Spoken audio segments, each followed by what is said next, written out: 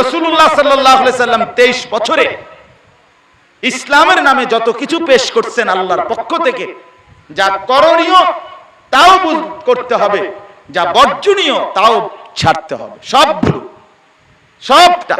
ওয়া আমিলুস সালিহাত, এটা বহুবচন, বহুবচনের শব্দ।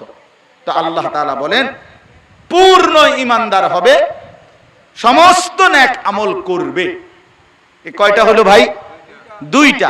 3 নাম্বার ওয়াতাওয়াসাউ বিল হক, মানে অন্যকে, সারা পৃথিবীর মানুষকে, তোমার স্ত্রী, তোমার ছেলে, তোমার মেয়ে, তোমার পরিবার, তোমার আত্মীয় স্বজন, তোমার এলাকা, তোমার মহল্লা, তোমার দেশবাসী, তোমার পাড়া প্রতিবেশী, একেবারে যাইতে যাইতে সারা পৃথিবীর মানুষকে, প্রত্যেককে তুমি ঈমানের দাওয়াত দিবে।